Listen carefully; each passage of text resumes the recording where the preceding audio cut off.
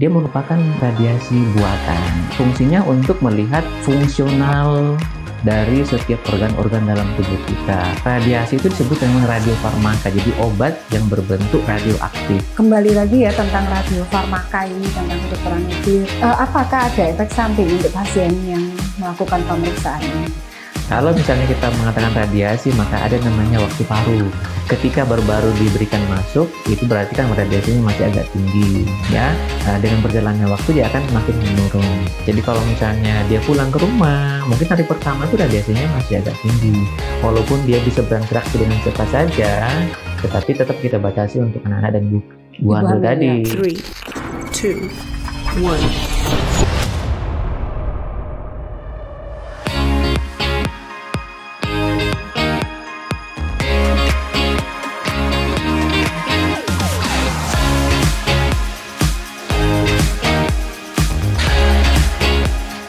Suara kami akan meningkatkan kesehatanmu. Halo Sobat Sehat Sutomo, berjumpa lagi dalam acara podcast Kanal Informasi dan Edukasi Sutomo.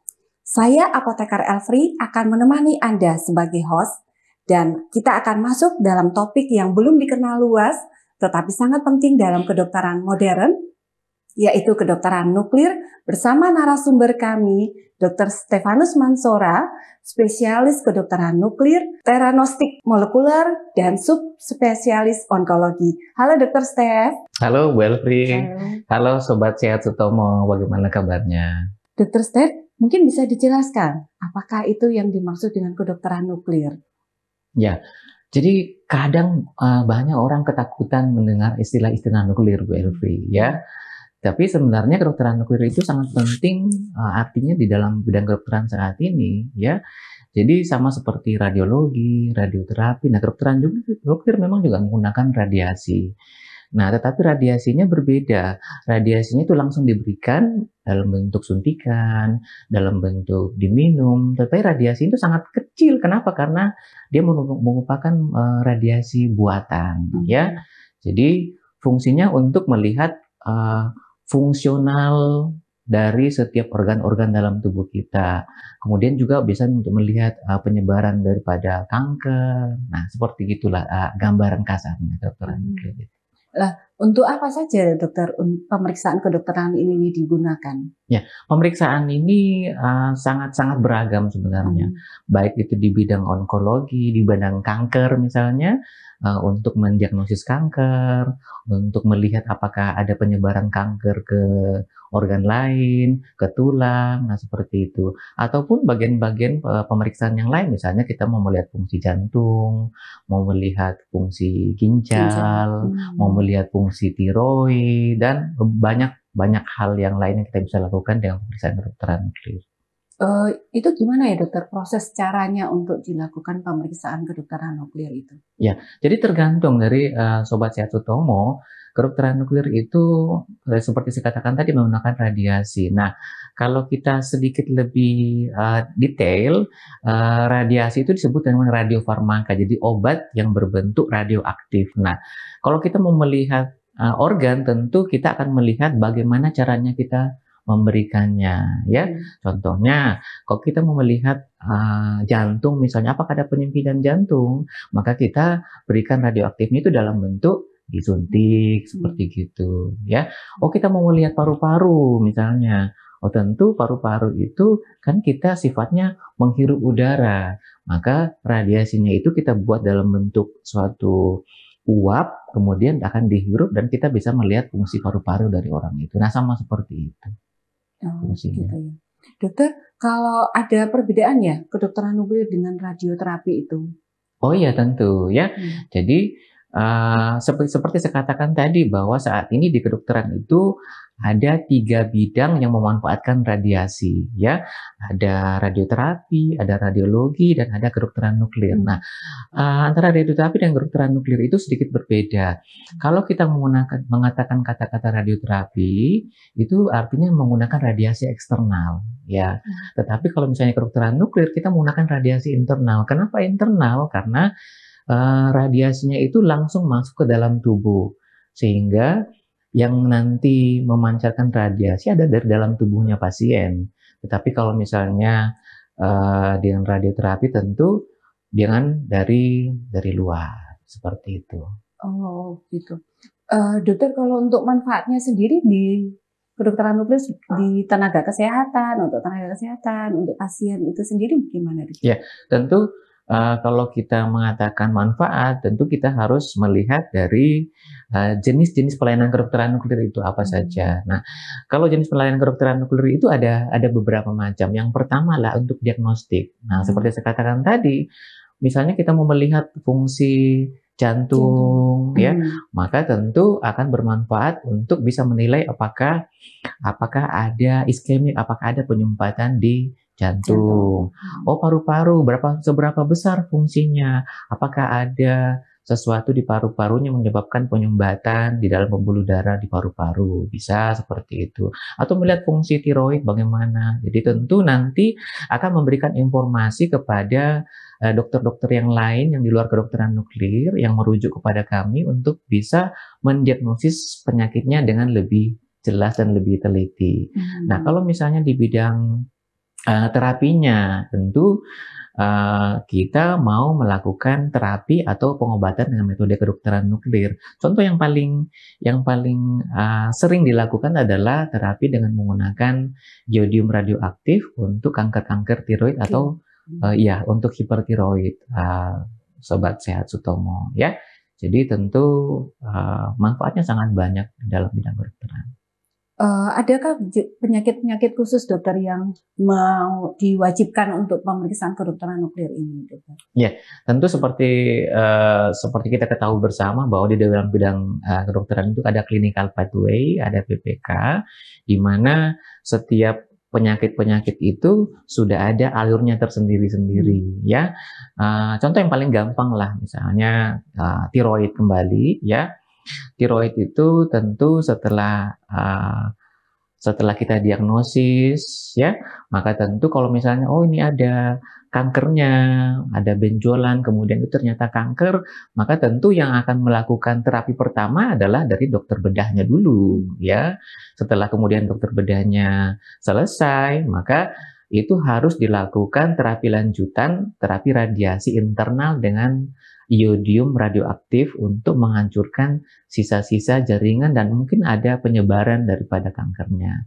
Nah, itu seperti itu. Jadi ada yang memang harus terapi dengan kedokteran nuklir, ada memang yang saat ini ya belum bisa dengan kedokteran nuklir untuk terapinya. Seperti itu. Jadi untuk pemeriksaan begitu ya, dokter, ya. Kalau bukan untuk terapi berarti untuk pemeriksaan. Betul sekali, ya. Contohnya seperti PET scan lah saat ini, ya.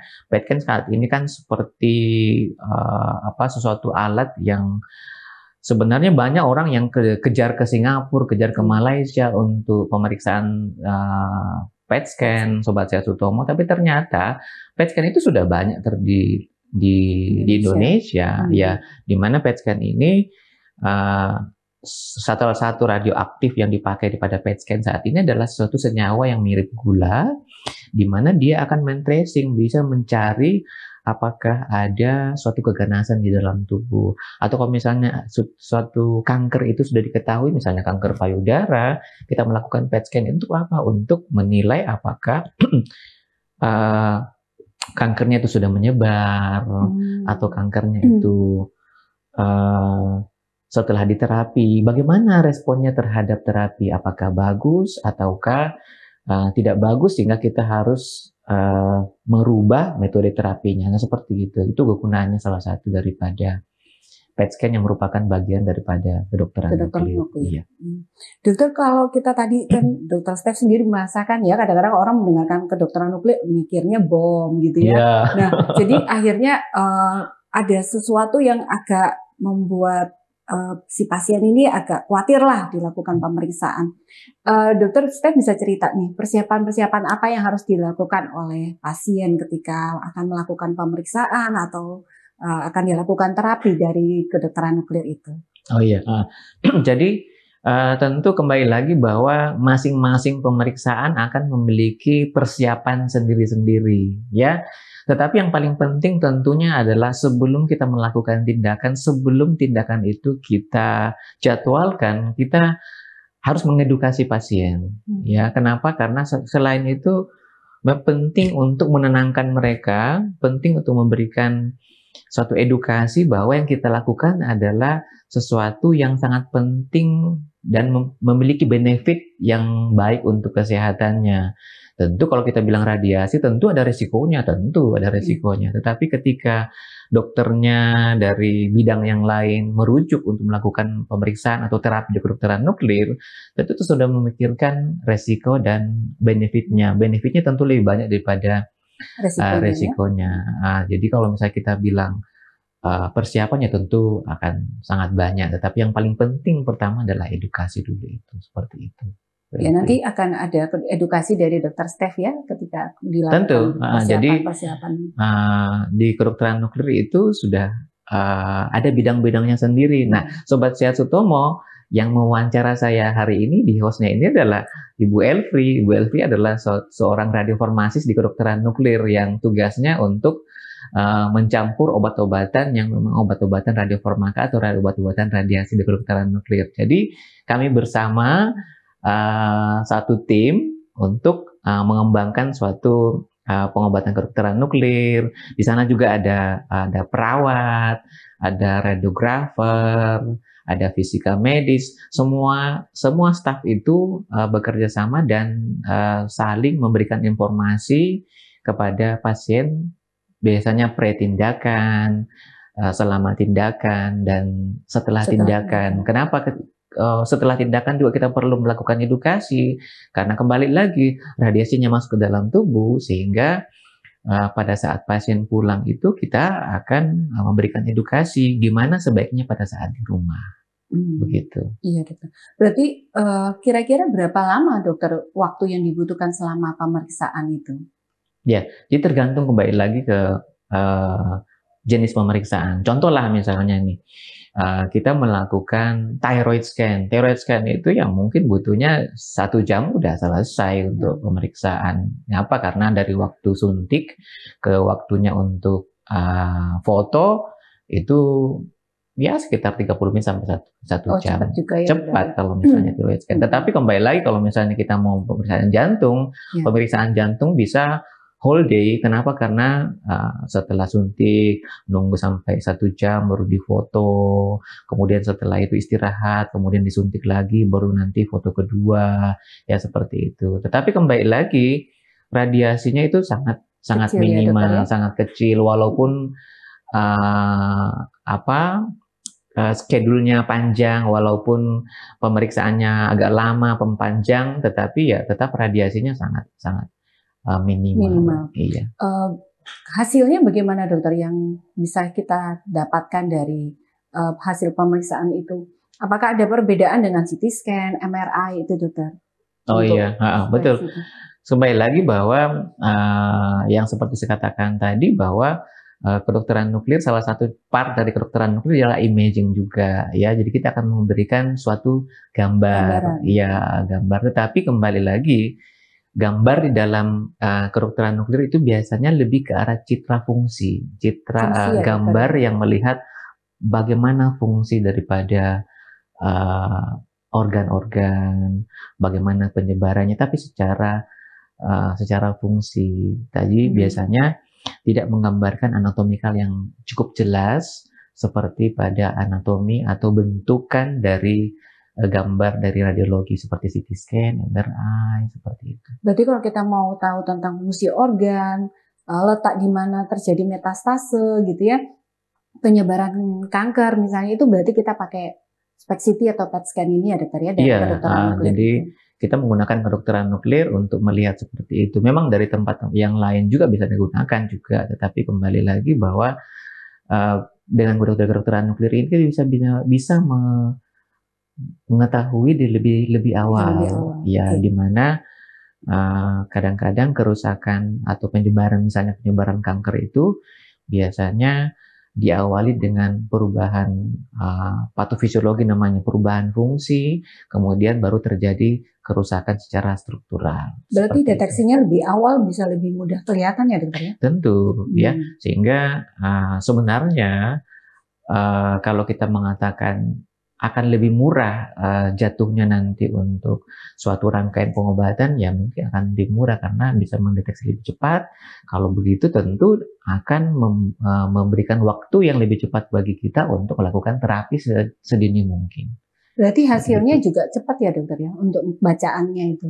Iya, kembali lagi kalau misalnya pemeriksaan yang lebih simpel, tentu kita akan bacanya lebih Lebih cepat. mudah. Tetapi kalau misalnya case-case yang sulit, tentu akan lebih lama dan kembali lagi bahwa kalau misalnya kita sebagai seorang dokter, kita itu selalu kita harus sudah mulai bekerja secara tim. Jadi kalau misalnya ada kasus-kasus sulit, biasanya kita konsultasi barengan dengan dokter-dokter yang lain untuk memberikan hasil yang terbaik buat pasien, termasuk Diskusi juga dalam hasil tim ya dokter ya. gambarnya. Iya betul. Jadi kita Ah, diskusi dalam diskusi multidisiplin.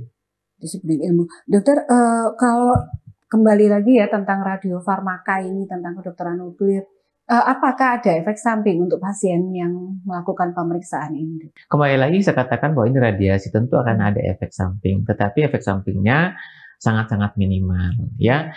Jadi kalau misalnya kita kembali lagi ya Bu Elfri, kalau diagnostik itu radiasinya lebih kecil lagi. Jadi hampir tidak ada efek samping dirasakan oleh pasien ya. Tetapi untuk yang terapi, nah itu biasanya ada efek samping. Contoh yang paling gampang lah kita pakai yang terapi kanker tiroid yang menggunakan iodium radioaktif tadi itu ya.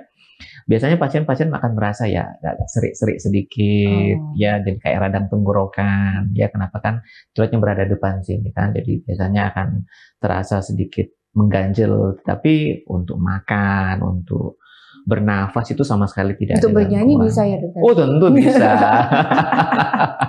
Iya. Kalau Jadi, untuk keluarganya atau orang-orang di sekitar setelah pasien tersebut mendapatkan terapi atau pemberian radionuklida atau radiofarmaka itu sendiri bagaimana dokter? Iya, tentu biasanya kita lakukan edukasi. Nah, seperti dikatakan tadi, itulah yang tadi edukasi setelah pasien pulang biasanya kita akan edukasi ya. Tetapi untuk kembali lagi diagnostik tadi kan sangat kecil kecil ya, radiasinya ya. Biasanya pasien-pasien pulang itu pun radiasinya sudah hampir minimal banget ya. Sehingga biasanya tidak ada suatu batasan khusus bagi pasien yang setelah diagnostik. Ya. Tetapi kalau misalnya pasien-pasien yang habis terapi, contohlah yang balik lagi ke kanker tiroid yang paling gampang ya. Habis dilakukan iodium radioaktif, kemudian pasien diperbolehkan pulang ke rumah. Biasanya kita berikan batasan untuk 3-5 hari sampai 1 minggu itu jangan dekat-dekat dulu dengan anak-anak di bawah 12 tahun. Jangan dekat-dekat dulu dengan ibu hamil. Ya, sebenarnya dibolehkan pulang sebenarnya aman, tetapi ya kita lebih aware lagi, lebih membatasi lagi kepada anak-anak dan ibu hamil. Nah, seperti itu. Oh, begitu dokter.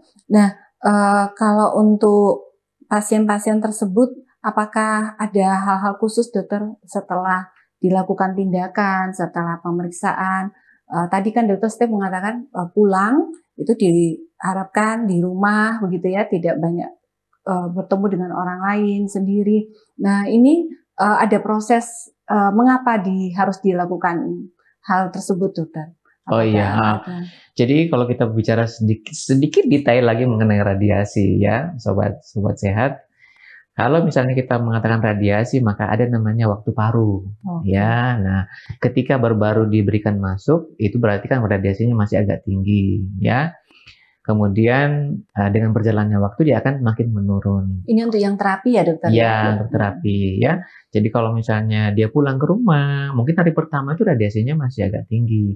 Walaupun dia bisa berinteraksi dengan siapa saja, tetapi tetap kita batasi untuk anak-anak dan ibu hamil tadi. Ya, jadi 2 hari, 3 hari, 4 hari dia radiasinya akan makin turun dan makin hilang. Sehingga biasanya tuh ya 3 hari sampai 5 hari sampai 1 minggu itu sudah kita katakannya sudah boleh dekat-dekat lama-lama dengan anak-anak, tidur bareng dengan anak-anak, itu sudah aman, sudah boleh. Berarti karena pemeriksaan diagnostik itu lebih aman, tidak terjadi radiasi ketika pulang ya dokter ya, hanya ketika waktu pasien itu mendapatkan terapi untuk kanker. Nah, ini yang perlu harus dijaga gitu ya. Iya, radiasinya memang agak lebih besar. Dokter, kalau untuk anak-anak dan ibu hamil itu sebenarnya apakah aman untuk pemeriksaan? Kembali lagi Sobat Sehat Utomo, semua pengobatan itu tentu ada dampak positif dan ada dampak negatif. Jadi kita harus melihat sama seperti bidang radiasi, sama seperti kedokteran nuklir juga ya. Kita harus melihat risk dan benefitnya. Nah, di dalam bidang radiasi itu ada suatu istilah namanya as low as reasonable achievable. Artinya kita memberikan dosis radiasi yang sekecil mungkin yang memang sudah bisa dipakai semaksimal mungkin untuk suatu kebaikan daripada pasien itu, ya. Jadi kenapa kita melakukan seperti itu? Karena tentu kita bisa melihat kalau dengan benefit yang baik dengan dosis yang kecil, tentu ya sudah cukup seperti itu, ya. Jadi tentu kita lihat harus benefit dengan resikonya. Kalau benefitnya lebih besar, tentu kita melakukannya. Nah, sama seperti ibu hamil dengan anak kecil. Nah, kalau misalnya ibu hamilnya sangat memang memerlukan pemeriksaan itu dan mungkin kalau misalnya tidak dilakukan pemeriksaan itu mungkin akan berbahaya karena tidak terdiagnosis dengan cepat, ya, maka kita bisa lakukan. Tetapi kalau misalnya risikonya lebih besar dan mungkin akan membahayakan janinnya, ya tidak akan kita lakukan. Kita anjurkan untuk pemeriksaan-pemeriksaan yang lain yang mungkin bisa lebih aman untuk mereka, untuk ibu hamil dan anak-anak itu. Seperti gitu, Bu Seperti Elfri. itu ya, Dokter Steph. Iya. Dokter Steph, bisakah memberikan pesan edukatif untuk kita semua dan para pendengar saat ini? Oh iya tentu, ya. Nah, halo Sobat Sehat Sutomo. Pesan saya adalah jangan takut nuklir. Jangan takut kedokteran nuklir. Karena kedokteran nuklir itu merupakan suatu bagian dari bidang kedokteran untuk diagnostik, untuk terapi, untuk kesehatan masyarakat. Terima kasih. Terima kasih sebesar-besarnya kepada Dr. Stefanus Mansora, spesialis kedokteran nuklir, diagnostik molekular, subspesialis onkologi yang sudah memaparkan pada podcast kita. Terima kasih juga Bu Elfri. Jadi yang perlu kita ingat, radiasi bukan untuk ditakuti, tapi untuk dimengerti. Bersama kedokteran nuklir, kita arahkan energi untuk menyembuhkan. Bersama RSUD Dr. Sutomo, masyarakat sehat dan menyehatkan.